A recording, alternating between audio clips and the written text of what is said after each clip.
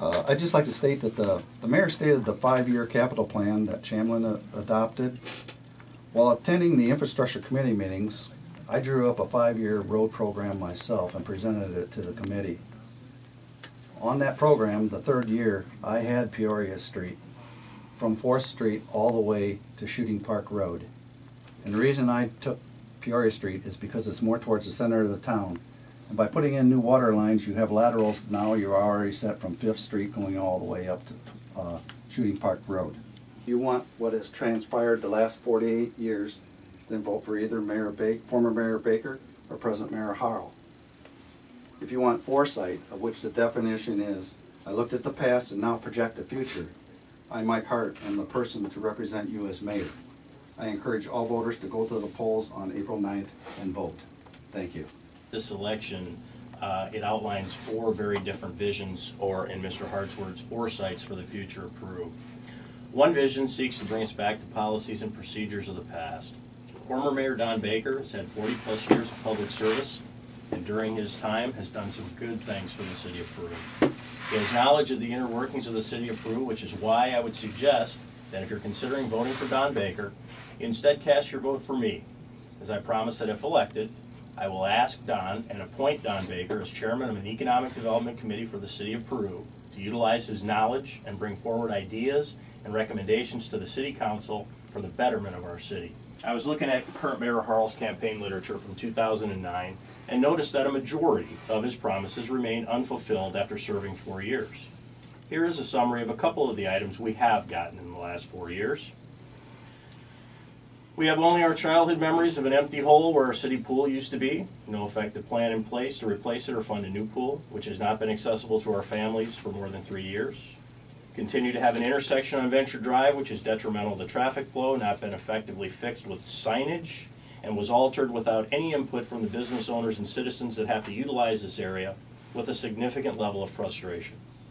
We have our largest industrial employer strapped with a potentially crippling utility rate increase that will cost our community jobs and drive a wedge between business and the council, thereby minimizing future expansion of existing industry, location of new business in our city, and thereby reducing job opportunities and economic growth. As far as the electric rates, the Illinois Department of Energy, as of May 2012, when the electric study was done, shows that of the 74 electric utilities in the state of Illinois, that Peru has the 7th best rate structure. We have the 4th best rate structure among the 41 utilities, the same size as our town, the fifth best rate structure of the 41 utility. We have good rate structure. What we do know is that we needed to make some changes on our demand rates. None of you, with the exception of candidate Baker, the other two, you haven't seen the bill. You haven't gone through it. The rate study showed that just in the last 36 months, we paid $4.5 million for electricity for those customers. They were charged 4.1. That's $400,000 in the red. We've been asked by those customers to raise the residential rates so that they don't have to pay more. Does anybody in this room think that they want to go and say we're going to raise the rates for our residents so that we can pay their rates? There are 3 companies of the 8 that are actually paying less for their electricity because of the efficiency of their operation. Every company that's of the economic industrial rate, that is on the economic industrial rate, they could do better for themselves if they would spend the money on their building. But instead, they are asking us to lower the rates to where they used to be.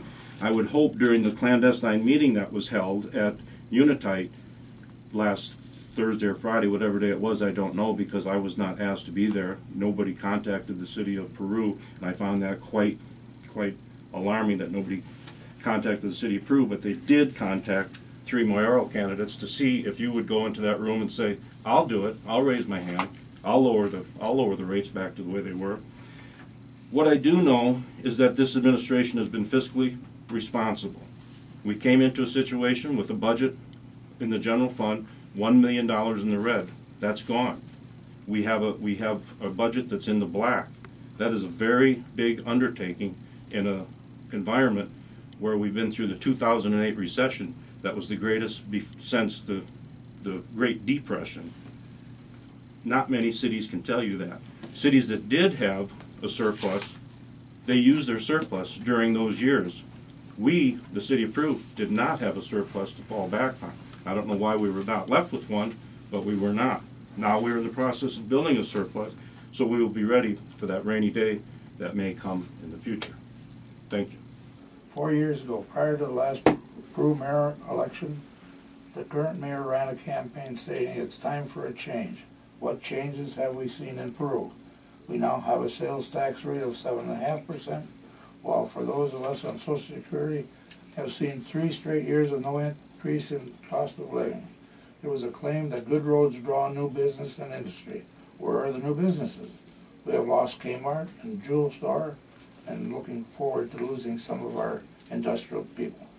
During my leadership, we maintained low utility rates while maintaining the electrical system. Industry is talking about moving some operations out of the city of Peru because our rates are substantially higher than our competitors. I also hear complaints from residential customers on the increases on their bill. It only took one term for the current mayor to change the rates from the lowest in the state to one of the highest, and I question his statement before. During my leadership, we had low taxes, low electric rates, low store and water rates, good schools, beautiful parks. I'm now asking the listeners for your vote to put progress back in Peru. Thank you.